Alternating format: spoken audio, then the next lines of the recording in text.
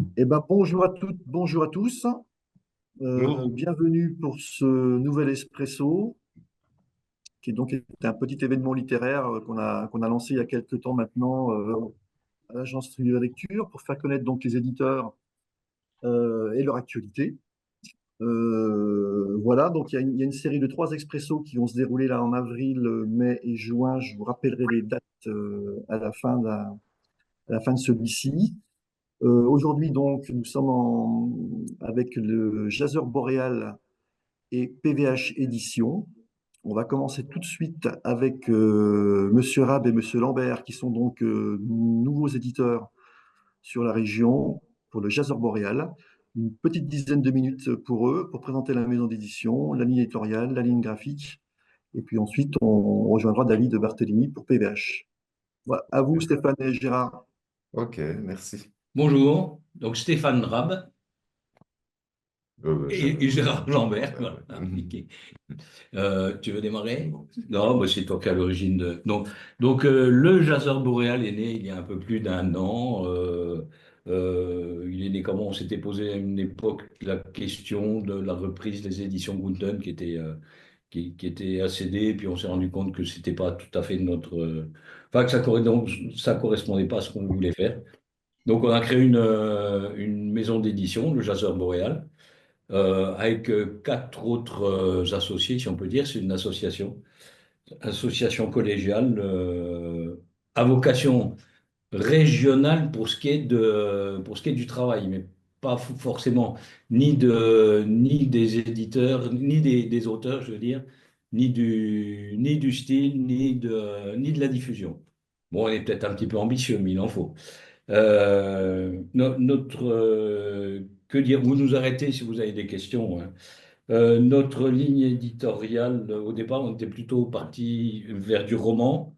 Alors, comme je vous disais, pas forcément régional, donc pas forcément de la littérature de terroir, et même pas de la littérature de terroir, puisque le créneau est déjà bien occupé, on va pas occuper ce créneau, plutôt, ben, on en parlait il y a quelques minutes, des éditions un peu originales dans le texte, des gens qui ont de belles écritures et qui trouvent pas forcément l'éditeur, alors pour 50 000 raisons, parce qu'on connaît toutes les raisons pour lesquelles on n'est pas édité, mais voilà, c'est plutôt dans cette ligne-là. Tout ça en essayant malgré tout de respecter une forme de circuit court dans le travail, puisqu'on a choisi un graphiste régional, une imprimerie régionale, et puis quoi encore, tout du régional. Mais vous avez bien compris hein, dans cette présentation de Stéphane qu'en fait notre démarche est très subjective, quoi, hein. Par exemple, quand on dit des belles lettres ou de la belle écriture, bon, bah, effectivement, chacun d'entre nous a ses critères. Quand on dit qu'on ne veut pas faire de l'écriture du roman de terroir, c'est surtout pas du mépris pour cette littérature de terroir qui a ses lettres de noblesse par ailleurs, hein. Mais simplement, c'est vrai qu'on a beaucoup de collègues ici qui le font et qui le font très bien dans la région. Et que nous, ben, ma foi, quand on dit qu'on peut accueillir, par exemple, des manuscrits, enfin, des écritures originales, c'est forcément original pour nous, quoi, hein. Donc, voilà. Et de la même façon, on était parti sur l'idée de publier du roman, essentiellement. Et là, on se retrouve avec quelques manuscrits de poésie qui méritent vraiment enfin, qui nous ont vraiment épatés, enfin, suffisamment épatés pour qu'on se lance dans la publication de poésie, quoi. Voilà. Voilà ce que je voulais. Oui, oui, oui, oui, c'est des histoires de coup de cœur, donc ça nous plaît à nous, il faut que ça nous plaise, rien ne dit que ça plaira à tout le monde, ça rencontrera le public, c'est le risque de l'édition. Que pouvons-nous dire encore? Voilà, ben on peut parler de ce qui a déjà été fait. On a déjà quatre éditions à notre actif. Et à ce propos, notre seul parti pris, c'est l'identité graphique des bouquins. Vous voyez, par exemple, ça, c'est notre petit dernier, Stéphane Asselet, que certains et certaines de vous connaissent sans doute. C'est un auteur Il faut que dolois. je Est-ce recule un peu que, pour voir. voilà. Vous arrivez Et à lire, pas trop, c'est pas très lisible. Peut-être en prendre un qui est quoi, un peu plus. Alors, Ouais, ça, c'est voilà, voilà, très bien comme ça. Ouais. un recueil de poésie donc d'un auteur qui s'appelle Jean Jérôme. Ça, c'est un premier ouvrage. C'était le mien, du reste. Non, enfin, on vous montre ça, c'est donc nos quatre ouvrages, pardon, existants à ce jour, hein, ce qu'on a publié depuis début 2024. Et vous voyez, c'est avec cette même identité graphique à chaque fois, quoi. On a fait un trait sur la photo de couverture et toutes ces choses-là. Et donc, je pense que tout ce qui est à venir va continuer à ressembler Ah oui, à ça. ça va Hein. ressembler. On va essayer d'apporter un peu de diversité dans la couleur, mais la ligne sera toujours la même. C'est notre marque de fabrique. Et donc, actuellement, on a donc deux romans. Le premier, ben, c'était la première édition. C'est un roman de Gérard qui s'appelle Ailleurs autrement. Mm. Ensuite, on a eu un recueil de nouvelles de Didier Faure. Et l'année dernière également ce recueil de poésie de Jean Jérôme. Et on a commencé l'année avec Stéphane Asselet, certains connaissent peut-être, qui est un philosophe dolois et c'est pas son premier roman, hein. Non. Il a déjà écrit. Oui, pour Gérard Lanvert et Didier Faure, je vous fais pas leur historique parce que ça remplit une page. Bon. Donc ils sont, Ouais. sont des auteurs confirmés. Voilà, cette année, donc, Stéphane Asselet, son livre est paru il y a environ un mois. Le prochain, est-ce que j'ai déjà en parlé? Non, il y a. Ah oui, Oui, non, parce que le prochain oui, sera celui de Stéphane Rab, ce coup-là. Voilà, on a de Stéphane au catalogue, un ouais. premier roman, et voilà. Dont la parution est prévue au 15 mai. Et après, donc, voilà, après, donc, on parlait tout à l'heure de poésie, là, effectivement, à la rentrée, on sera avec Ahmed Laoufi et Bruno Et Alain, certainement donc, Bruno. voilà. Euh, comment dire, d'un point de vue pratique et technique, et c'est peut-être ça qui peut peut-être plus vous intéresser, enfin, chers collègues éditeurs, voilà, nous, on a commencé avec très, très peu de moyens. Et donc, on fait des tirages de 300 exemplaires. Avec, bon, déjà, on envisage des retirages pour certains de nos premiers livres, mais donc, on y va à chaque fois prudemment. On fait des tirages de 300 exemplaires. On travaille avec une distributrice qui est, je dirais, qui est sans doute celle de certains d'entre vous aussi, avec Agnès Viennot, donc. Et donc, en fonction des ventes, ben voilà, on procède à de nouveaux tirages, quoi. Hein. Donc, ça, c'est d'un point de vue pratique. Et puis, pour David, tout à l'heure, tu évoquais enfin, les manifestations auxquelles on pouvait participer. Tout à fait, ouais. Et on a été vraiment agréablement surpris parce que c'est vrai que tout occupé. Parce que réellement, nous, on apprend le métier en faisant, quoi. Hein. On n'est pas des gens du livre au départ, quoi. Enfin, on est des lecteurs, pour certains d'entre nous des auteurs, mais être éditeur, c'est autre chose. Ça, on en découvre la complexité, les joies et et les difficultés en faisant. Mais donc, tout occupé à apprendre le métier, bah, dire la mise en page, la couverture, enfin, toutes ces choses-là. Euh, on n'était pas parti au départ. Enfin, peut-être qu'on était un peu complexé aussi par ce manque d'expérience où on arrivait. Donc, on n'a pas demandé grand-chose au départ. Et puis, finalement, on a été invité petit à petit. Enfin, vous savez comment ça marche, quoi, hein, le bouche à oreille. On se présente, on vient à l'agence, on dit bonjour, machin, on est bien accueillis. Et c'est comme ça qu'on s'est retrouvé, ben, pour cette année, vraiment invité à beaucoup de manifestations, hein, des différents salons, quoi. Bien sûr, on espère que le point d'orgue sera le salon de Besançon, bien sûr. Mais autrement, bon, on sera présent à Jelun, à Vesoul, à Grès, enfin à Arc-les-Grès, Saint-Loup, Saint-Loup, Seveux. Cheveux, oui. Voilà, quoi. Enfin, il y Et a... Dijon, comment ça s'appelle? Le marché Clameur? des éditeurs? Oui, Ouais, oui, Marché des Clameur à éditeurs de Dijon. Clameur, oui. voilà. Ouais, donc c'est intéressant, c'est bien c'est un beau démarrage. Et puis surtout, on découvre l'accueil, enfin, on se réjouit de cet accueil plutôt favorable de beaucoup de libraires aussi. Et ça, vraiment, c'est la bonne surprise de l'année, quoi, pour nous. On a fait des belles rencontres autour du livre et finalement, c'est ça qu'on espérait enfin, faire des belles rencontres, quoi, Oui, oui, oui, j'ai. en devenant éditeur, quoi. Donc, Eh ben, écoutez, je vous remercie Stéphane et Gérard. On viendra certainement vers vous après la présentation de David pour une question ou deux. J'ai oublié de préciser effectivement que vous pouvez poser des questions chat ou alors réserver votre parole à la fin de la présentation de David Barthélémy pour TVH, puisqu'effectivement, on garde toujours 10 minutes, un quart d'heure à la fin pour échanger si vous avez des questions. Donc, Avec plaisir. on va passer donc à la présentation de PVH Édition avec David. Je te laisse la parole. Bonjour, bonjour. Donc, moi, je suis là pour vous présenter PVH Édition, comme l'a dit David. Alors, PVH Édition, c'est une boîte franco-suisse dont le siège est à Neuchâtel. On est spécialisé dans la littérature de genre, donc SFFF, science-fiction, fantasy, fantastique, avec, il y a quelques beaux livres aussi au catalogue, des contes et légendes, et principalement le Trax actuel est autour de la collection Ludomir.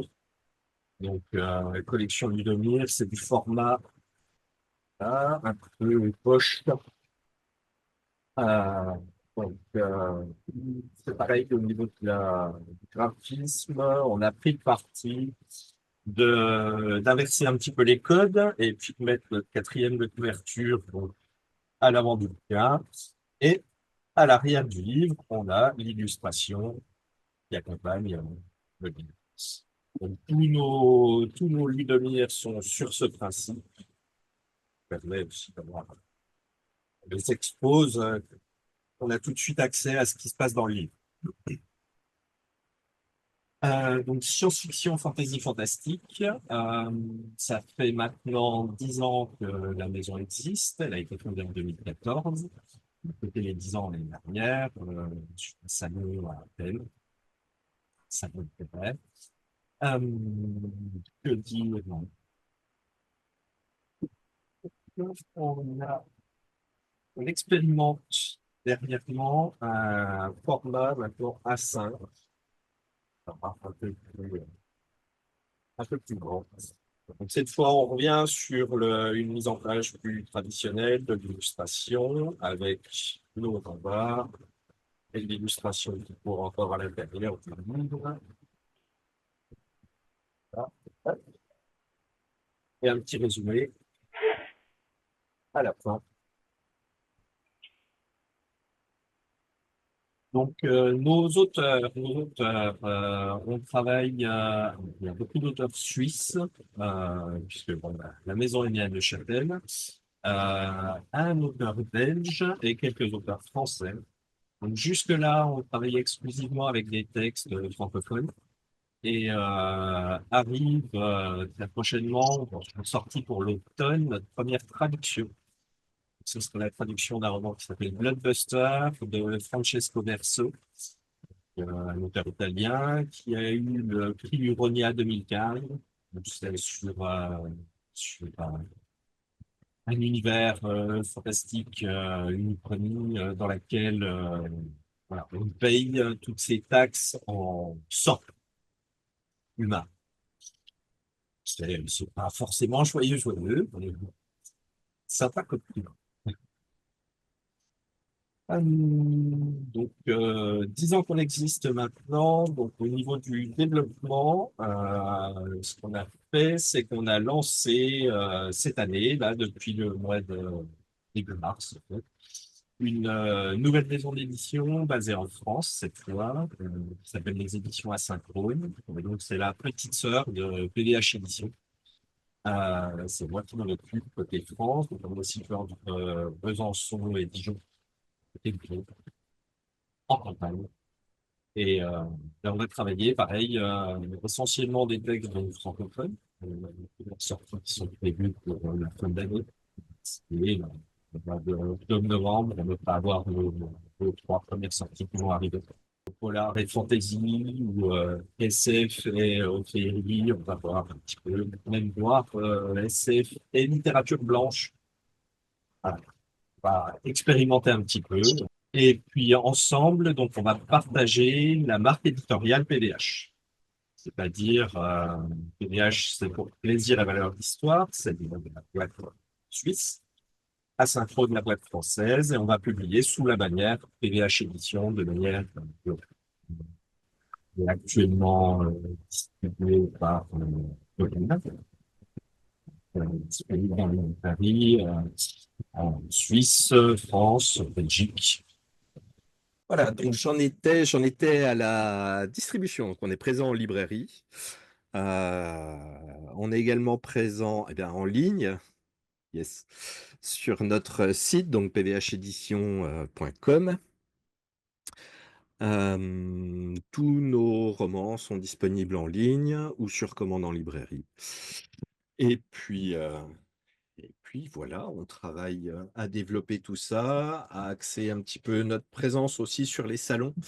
Nos prochains salons, là, cette semaine, fin de semaine, on va être à Trolls et légendes à Mons, avec un stand là-bas. C'est moi qui vais le gérer. Et en parallèle de ça, il y a le Salon Fantastique à Paris également. Donc là, c'est notre équipe suisse qui va aller représenter PVH Édition à Paris.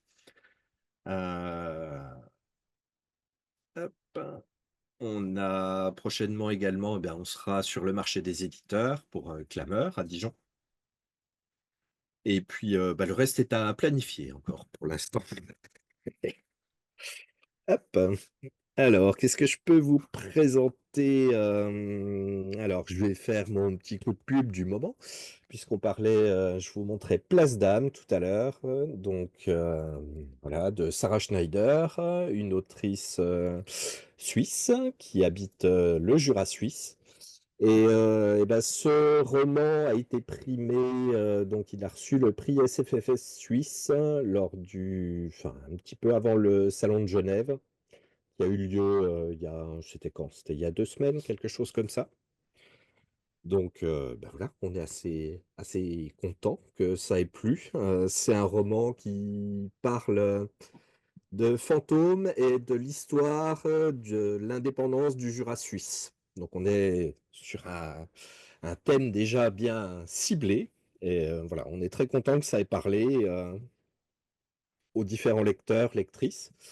Euh, Dans nos événements, là, dernièrement, on a aussi le lancement hop, de la Noire Essence, alors par Jeanne Perrin, également une autrice suisse.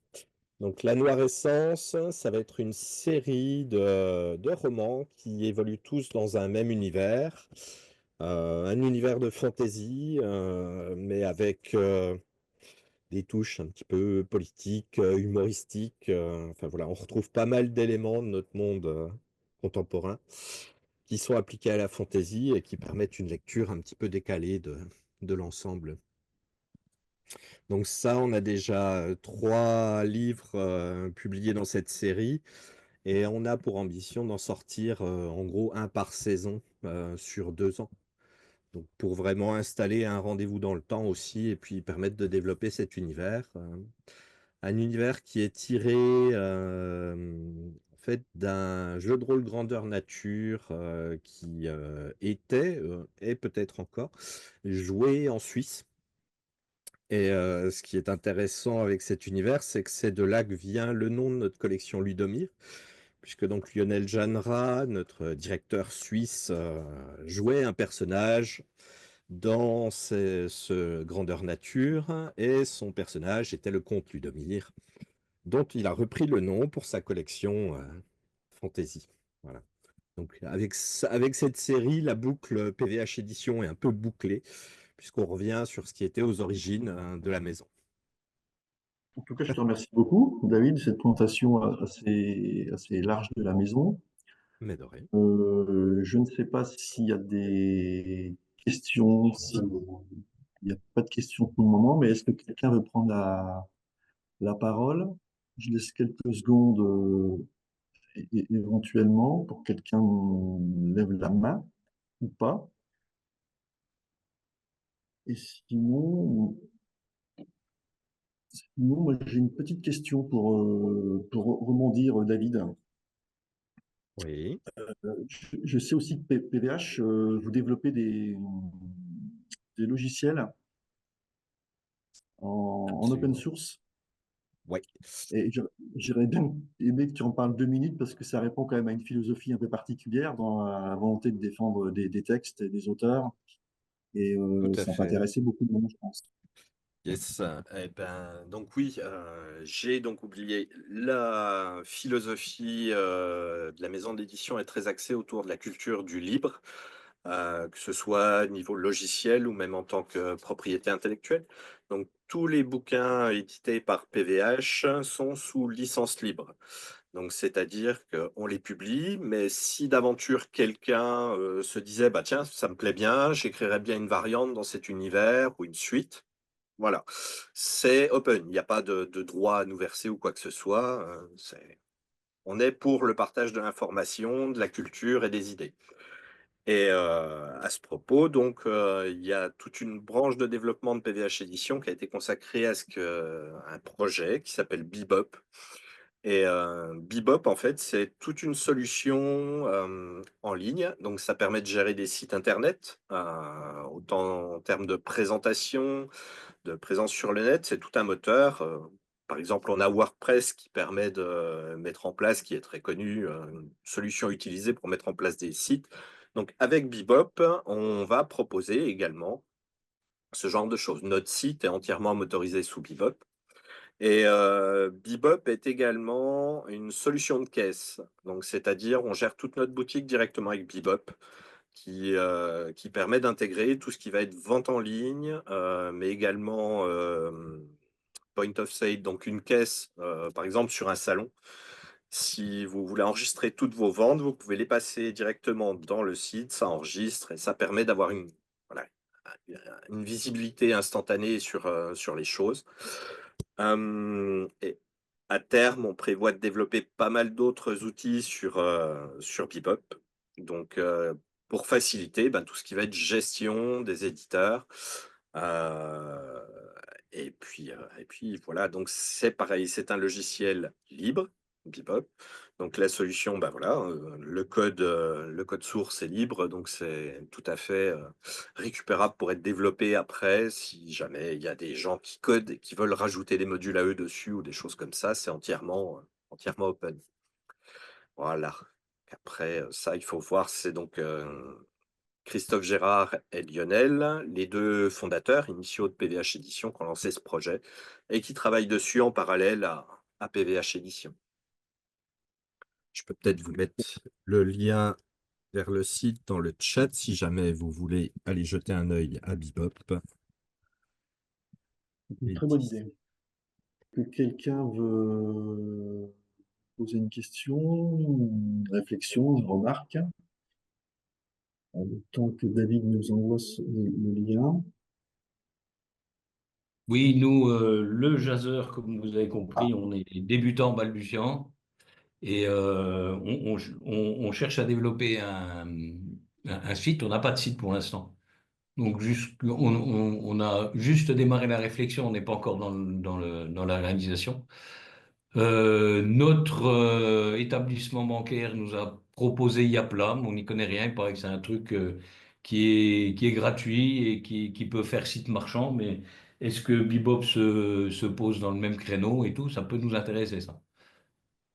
Je sais, mais on n'y connaît rien du tout, hein. Eh ben, a priori, moi je dirais oui. Le plus simple, c'est certainement de prendre contact directement via un formulaire. Sur le site, on a une zone de contact. Ouais. Comme ça, vous pouvez directement poser la question aux personnes les mieux informées. Parce que c'est pas forcément moi. Ouais, ouais. Ben, Ok, c'est ce merci qu'on fera, ouais. David. Ouais. Ok. Donc le site, on tape PVH édition, puis on va arriver dessus.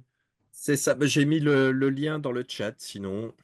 Oh Ok, là là, il est alors je suis possible. pas du tout habitué à ces choses-là non plus. Alors, c'est dans la Ah, barre je vois noire en bas. Il y a un petit truc qui s'ouvre, voilà. D'accord. Ok, ça. Voilà. Ouais. D'accord. Ok, merci. Bah, de rien. C'est cool. Ben voilà, ça aussi l'espresso, mettre les gens en contact.